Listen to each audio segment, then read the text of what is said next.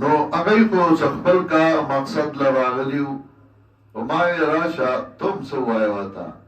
تا پوسنے کول ما ورته تاسو نه یو تاسو کوم ویسا ما دو قسمه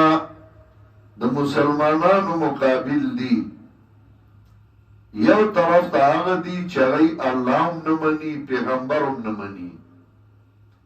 او بل طرف ته هغه دي چې هغه الله هم مني او مخکینی پیغمبرانو هم مني زمون پیغمبر نه مني یو طرف ته هغه دي چې هغه داریه دي یعنی الله هم نه مني پیغمبر هم نه مني دین هم نه مني لکه چینیان او بل طرف ته هغه دي چې هغه الله هم مني پخواني پیغمبرانو هم مني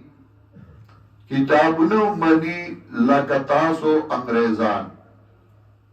نصارا یهود نو دا څه وجه ده چې په پاکستان کې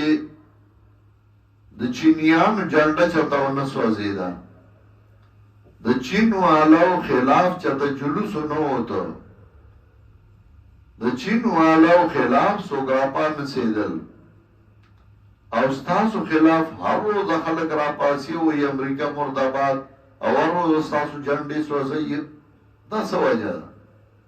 بس هغه سړي ګوت خپلې کې ونیوله او سوچ یې شو او یو ښه ساعت داسې په سوچ کې پروت و ما ورګه بیزه جنګ لطلق کرے باید نو چې سوچ یې شو ویره دا خو رښتیا دا ولې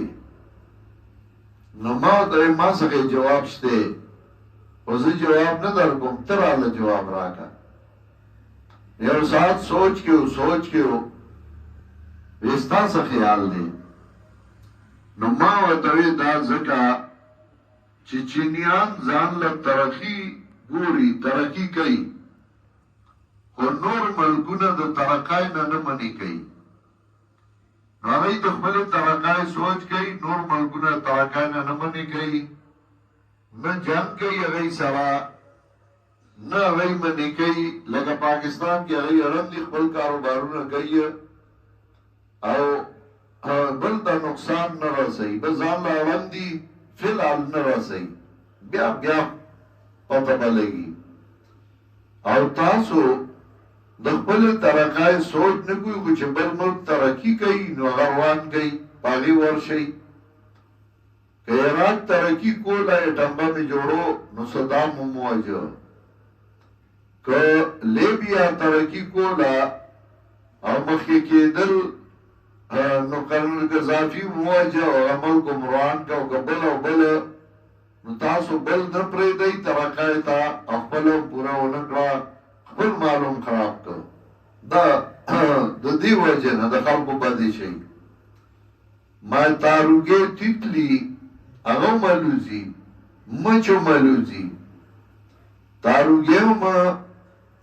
یو حیوان دی یو شی دی او مچو هم یو شی دی خو تاروګې لوزي خو څوک تنګی نه نو هېچا مړ نه کړ او مچ کله په سپېمو کېني او کله په سترګو نو چې سړی ویني نو ټاس نو وژني یې ځکه چې تنګول کوي نو سړی سوچ کې شو دا په دې عجیبه خبره وکړه ما زه اوس په دې به مخکې سوچ کوي چې موږ سره کېنئ چې القرآن الله دې وبخي وی تمام انګریزانو کې کېنو که ماته سړي جوړ نه کړل هغوی خو ماته کېنو یو ځل که نه ما عزت ته راغلی سلوي وړئ بس انشاءالله